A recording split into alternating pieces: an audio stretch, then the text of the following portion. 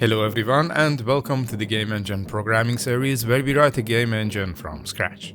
Today I would like to give a big shout out to someone who has been supporting the series for a very long time and has now ascended to the highest level of being a venerated tribal elder. You're awesome and I can't thank you enough. Ladies and gentlemen, Zachary Shrout.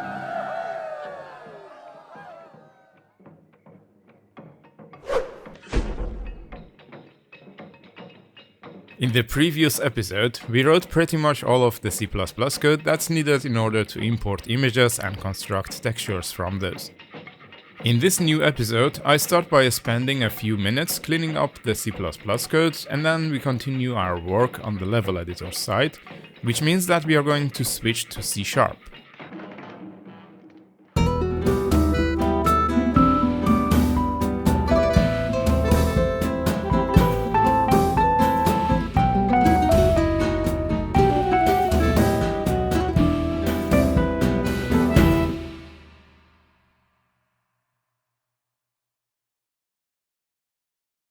The first improvement is using a better icon when we compress a texture. Right now, the icon is made from the original imported image. However, if you then decide to use a BC4 encoding for a colored texture, for example, you'd create a texture that's grayscale while the icon is still in full color. Therefore, it would be better to decompress a single image from the texture after it was encoded. So we call copyIcon function after texture compression.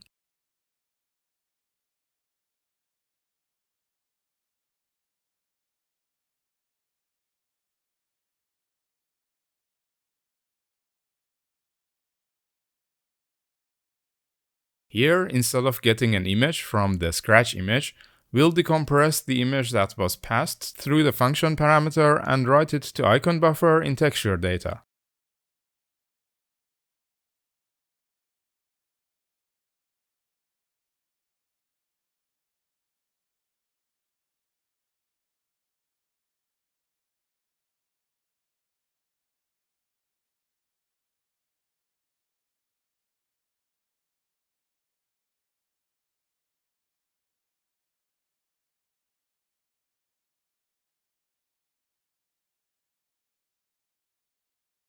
Next, I'd like to clean up this function.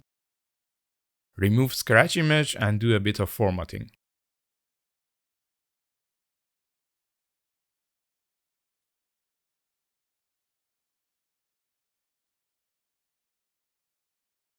When we are initializing a texture for imported images, we are using different functions for when we have a single image versus when we have multiple images. However, we can use the same function for multiple images even if we have got a single image. So this code can be shorter.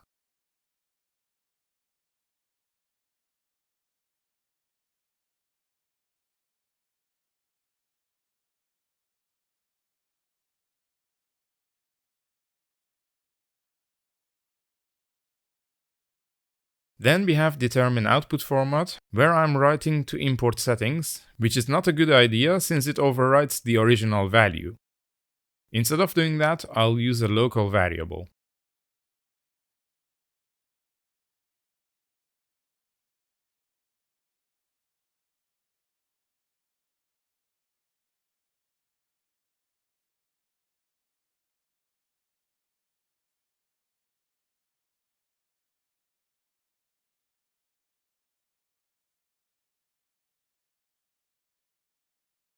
As I explained in this video, BC3 encoding is the same as BC1 encoding when the image has no transparent pixels. In that case, we can achieve a better compression ratio if we use BC1. Therefore, we check if the image is fully opaque, and if so, use BC1 format instead of BC3.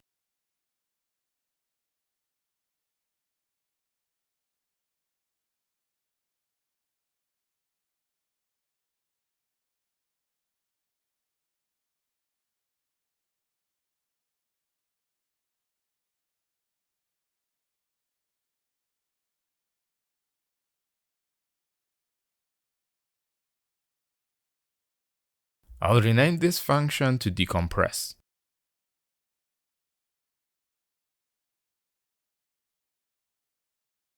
I think this is almost everything aside from some reformatting.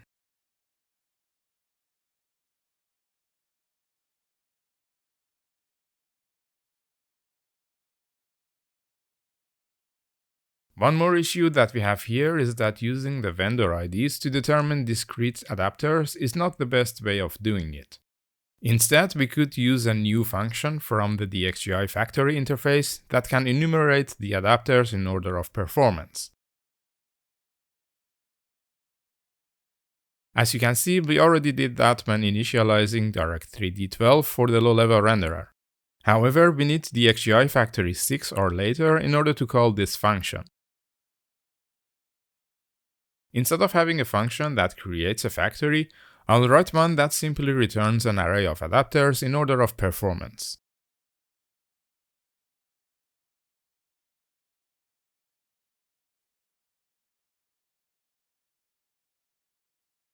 We'll try and create a DXGI factory 7.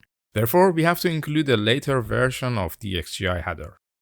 I'll just use the latest one.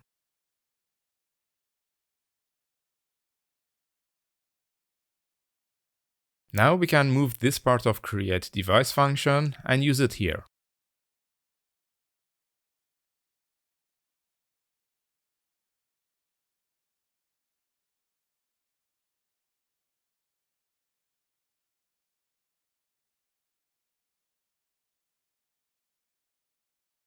We can remove the vendor IDs except the one for the warp, which we don't want to include in the list of adapters. Then we call enumAdapter by GPU preference and use high performance enumeration for our preference. Here we use the address of the pointer to adapter. Alternatively, we can also use the address operator, which is overloaded to do the same thing.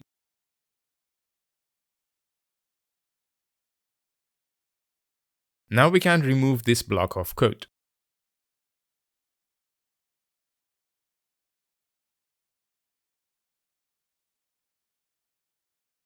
Finally, we need to call this function before creating the devices.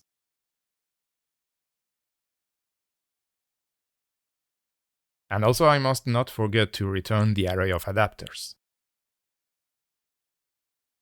Make a quick note on why devices might contain null pointers.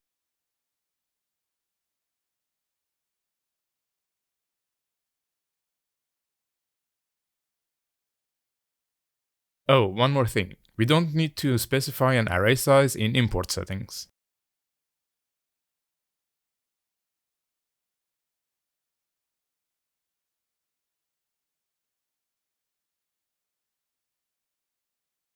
I'll do a bit more code formatting and I think we are done with this one for now.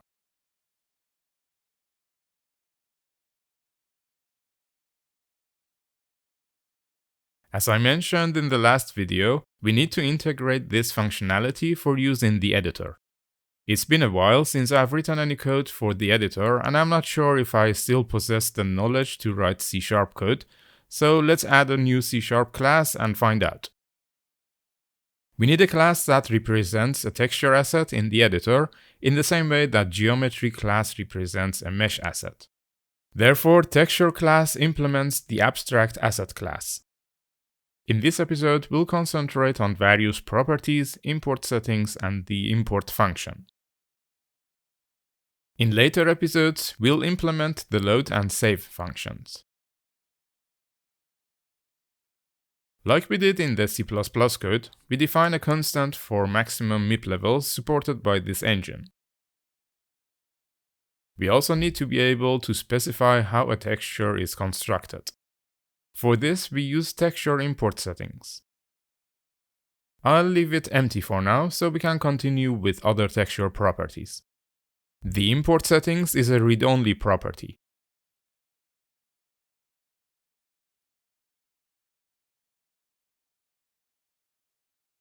Next, we need to have an array of images that make up the texture. We need something similar to DirectX text image structure. To keep the Direct3D terminology, we'll call it a slice.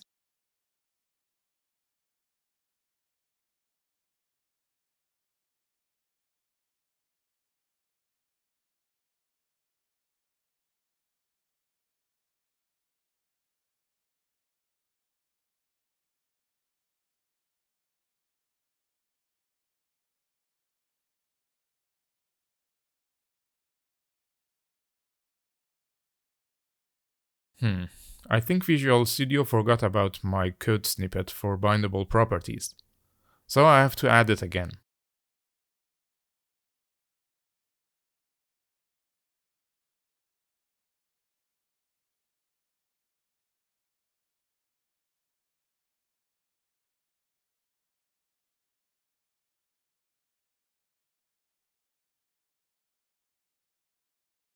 Okay, here we'll add a three-dimensional array of slices, with its order being array, MIP level, and sub-resource.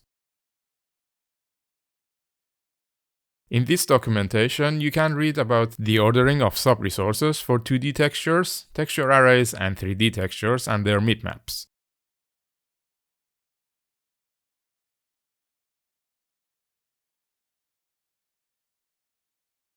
Next are the texture width and height.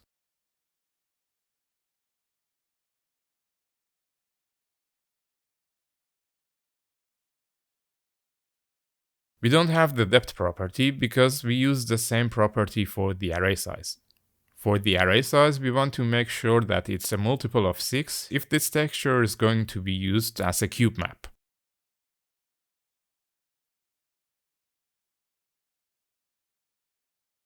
However, we need to define the texture flags, which are the same as the texture flags in content to engine header file.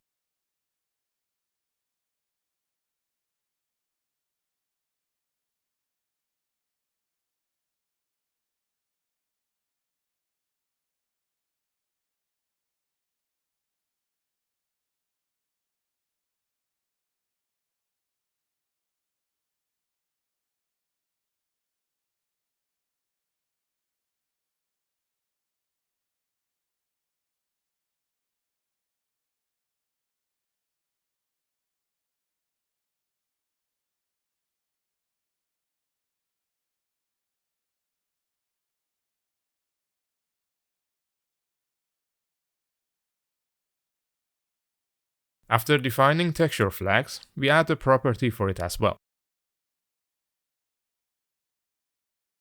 We also define getter properties so that we don't have to check for each flag.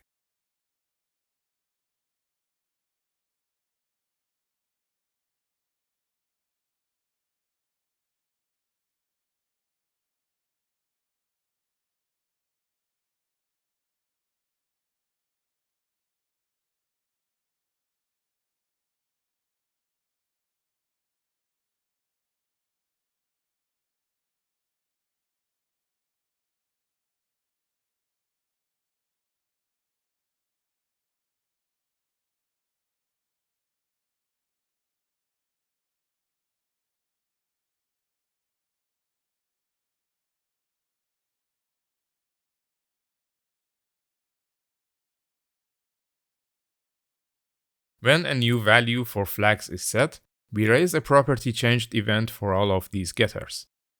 This way, if the UI is bound to any of these properties, it will update accordingly.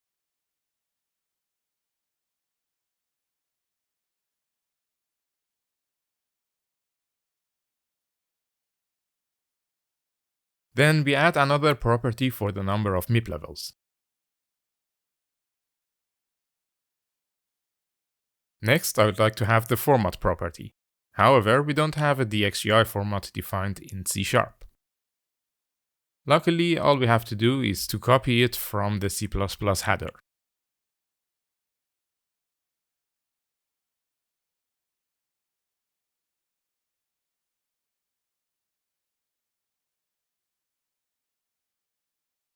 And here we have the DXGI format in all its glory.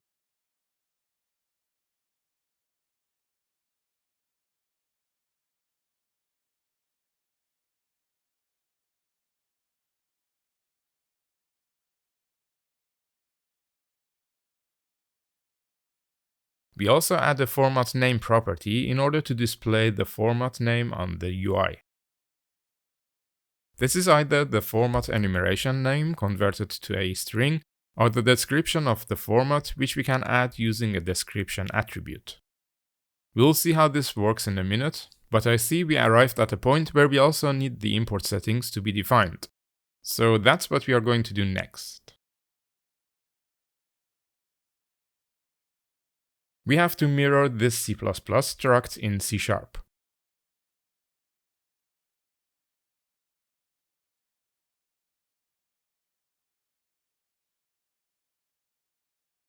First, we have a list of source images. I used an observable collection so that we can make it update the UI whenever the collection is changed.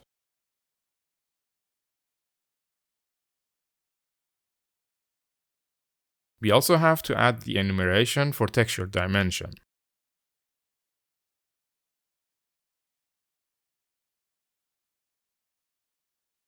Since we are going to display this in the UI, I'll add a description which is used instead of the enumeration code.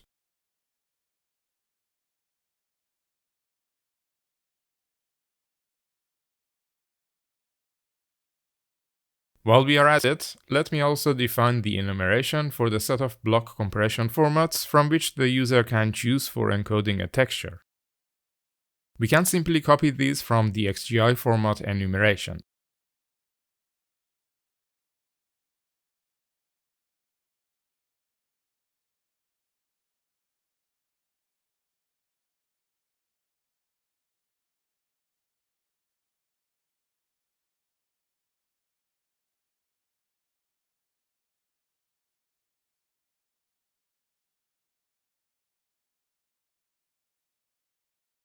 We are going to let the user choose from these formats. Therefore, I'll add user-friendly descriptions here as well.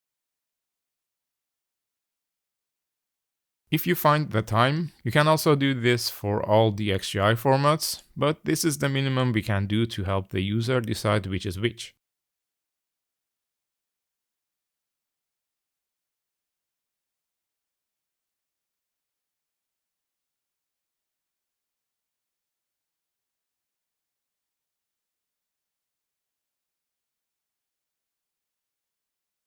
Now, in order to use the description when possible, we can add an extension method for enumerations.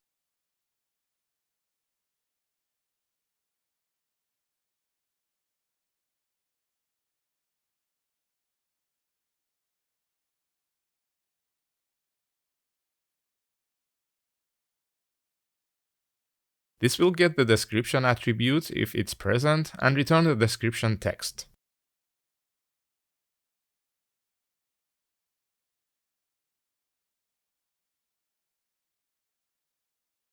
If the enumeration doesn't have a description attribute, it will just return the enumeration as a string.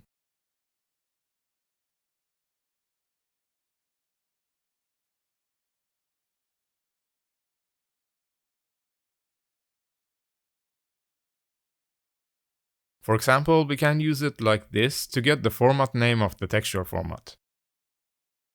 If we've got a BC texture, it will use one of the BC format descriptions. Otherwise, it will return the DXGI format enumeration name. Let's continue with the texture import settings.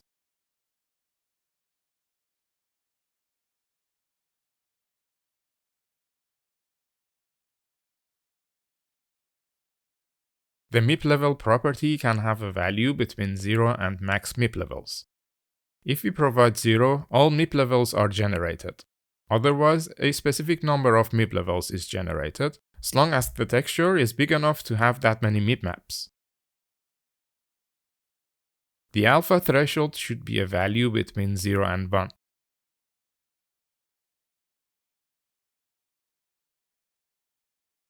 Next setting indicates whether the importer should prefer to use BC7 over BC1 and BC3.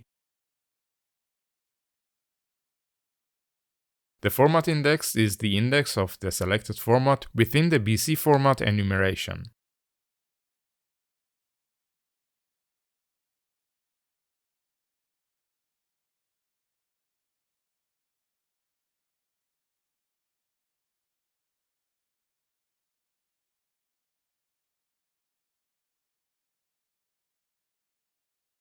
The output format is determined from this index like so.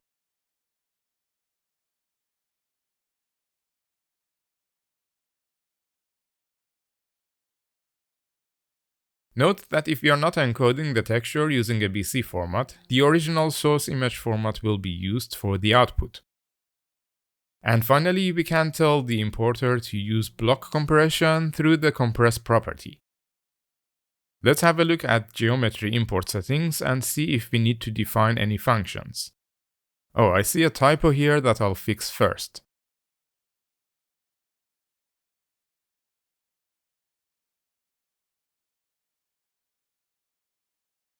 Okay, so here we see that we need to write two more functions to convert the settings to and from binary. These are called whenever we load or save the asset file. To make it easier to remember that we have to do this, I'll add an interface which all import settings need to implement. I'll call it iAssetImportSettings, which has got these two functions.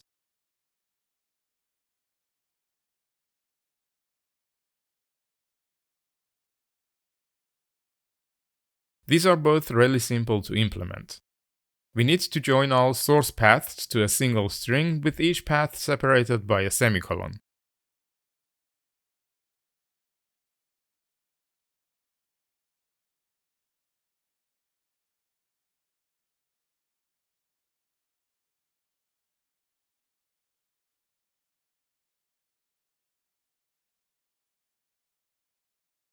When we read the data from a binary buffer, we split the string and put each path in the list of image sources.